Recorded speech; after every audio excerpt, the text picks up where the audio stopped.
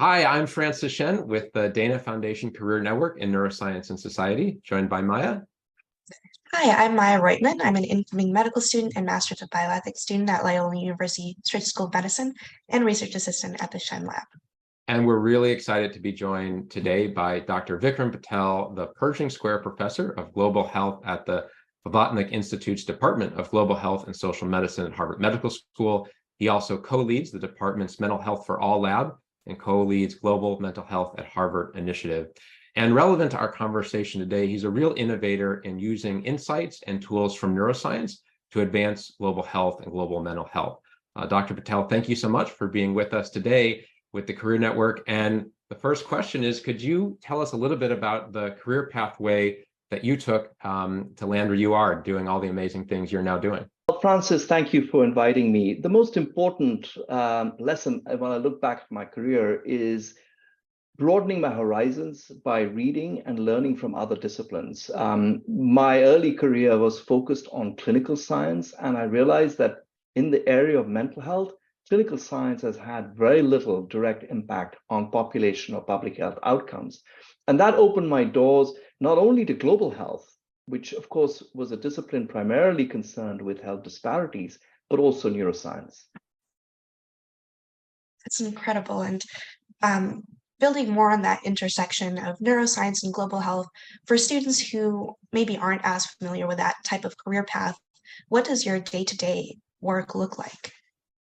Well, my day-to-day work almost, I think like most researchers in the field of global health, involve a combination of different activities. I have to tell you, no week is the same.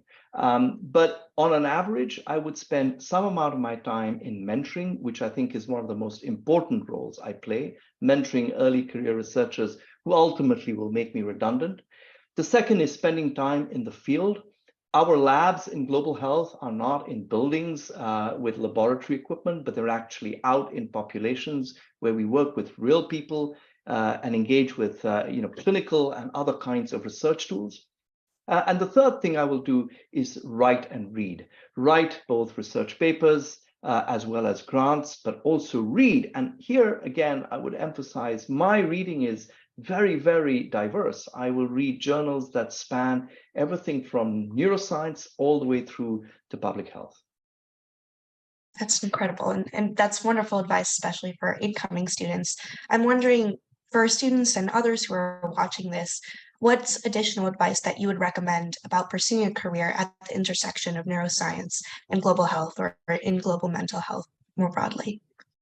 The most important thing that I've learned is to keep an open mind, never to allow the disciplinary silos that have fragmented our efforts to understand the human brain and mind, as a result of which, honestly, it's probably still remains the least understood organ of the body, and mental health problems, the least understood of all health problems. And I think a key issue has been, a key challenge has been the profound fragmentations into all these different disciplinary silos. My suggestion is keep an open mind, learn from and read, even from the topics that you personally may not have a direct interest in. Thank you, Vikram. That was awesome. And that's all we need. Less is more for these interviews. That's a wonderful, it's really cool advice. I'm going to tell my lab, I'm going to share this with my lab, just the reading advice. I think we don't hear that enough to read. We talk about write, but not enough about reading. Well, Dr. Patel, I was wondering, do you have specific books that you would recommend, or pieces of work that you refer back to time and time again? Well, what I can send you is our latest paper in Nature Mental Health, which really reflects the integrative approach. In fact, it's something that has been years in the making in my head, and it's finally the fruition came. It speaks for itself. I can send you that paper after. That'd be perfect. I actually have your email. I'll send you the paper straight after this. Great. And Maya, we can link to that paper right on the site as an example. Absolutely. That'd be great. Yeah.